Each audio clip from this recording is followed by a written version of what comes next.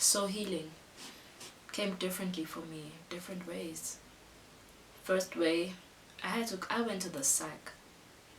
Went to the psych, got some antidepressants, and then when I got them, like I had them, and I was feeling normal again, like my mind was working fine. I was able to participate in daily activities like I was supposed to.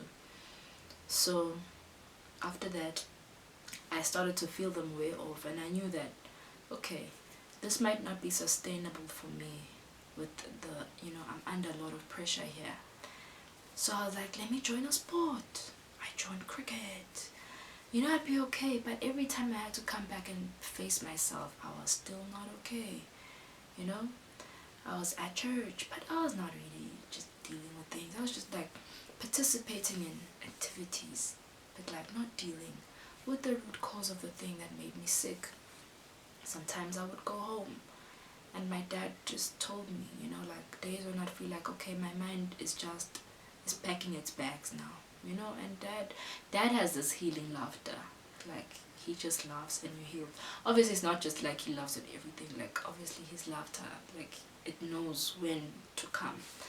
And he'd just be like, yo, dad's a pastor, so he'd be like, yo, listen, when you start to harbor some thoughts, or you start to isolate yourself, you open a door for like demonic attacks to come onto you. So you've got a bit of anxiety, and then what ends up happening is that now you'll get depression and you'll get thoughts that will make you want to die, and because you're opening that door.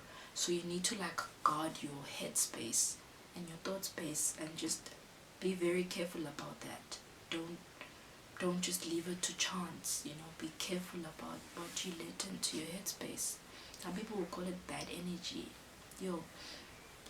And so the road to healing, after I finished varsity, it was like that was the first significant like step to healing, because I was finished with school and I was like, you know what, I'm out of school, so now I need to go and find God.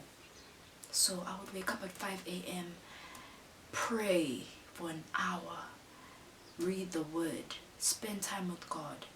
I was not trying to find healing, but I was trying to find God, because God is the source of life.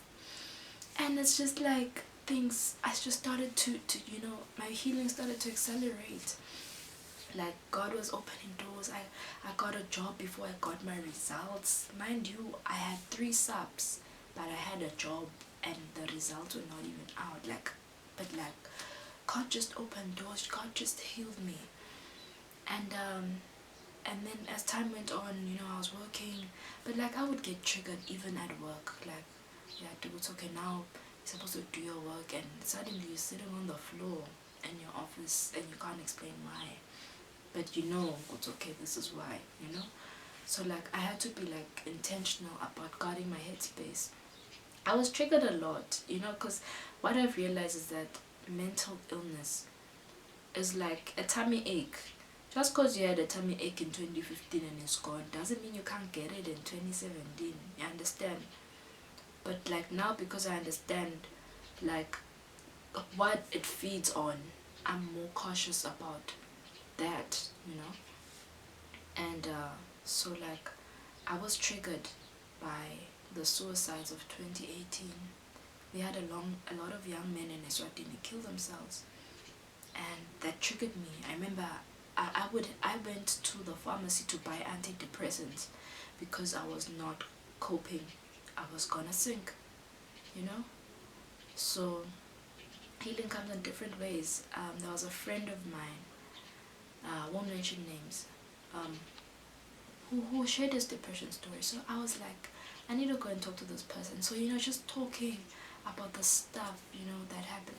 That was my way, to healing. It did not come instantaneously, because this is something that built up over the years.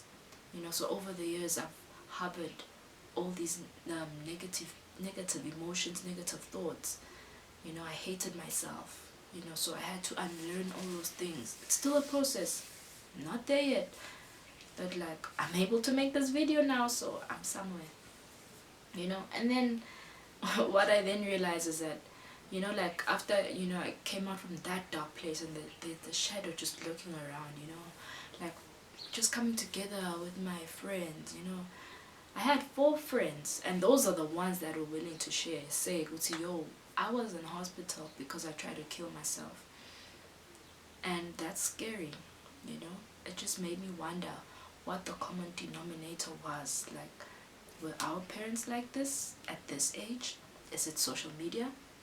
I took time off social media to heal, you know. So there's a lot of things I did so that I could be okay, because, you know, social media, like if your headspace is not okay as well, like it was just tugging at these strings in my heart, like envy, jealousy, worry, comparison. Like it was just, social media was not healthy for me, so I had to like take a step back. I had to delete my Instagram apps, Facebook apps, deactivate when I was so good at deactivating Facebook.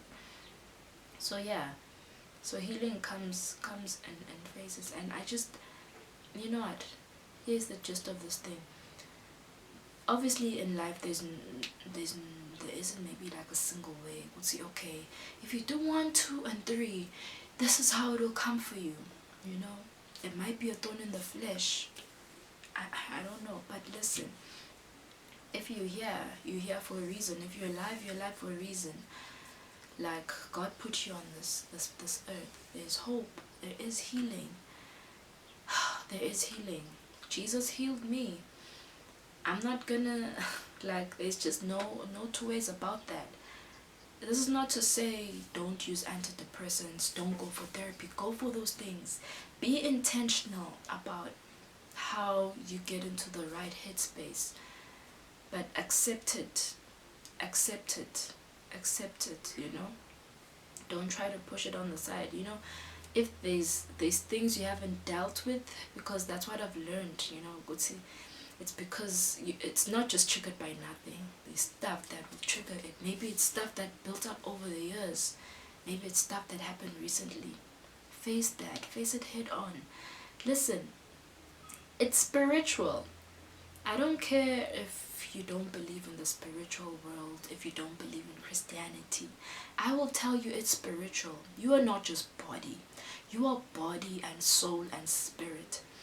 And every day, it's a fight, you know. There's a battle. There's a battle for your soul. So unfortunately, that's the way that things are. We can't change them, you know, but we can't be intentional about, you know, about seeking out light, because, you know, listen, there's a creator who cares for us, who loves us, and he loves us. And you know, the Bible says, even though I walk through the valley of the shadow of death, I will fear no evil, for you are with me. God is there. God holds your right hand. Sometimes we question, God, why me? How? What? But you know what? There's something to be learned in that time. Okay? So just lean on to God. Cast your cares unto Jesus, for he cares for you. His burden is lighter. So that's my gist. That's the gist of the matter from all of this. So be well and live. I don't know. Peace signs. Why am I? Yeah. Okay. Bye.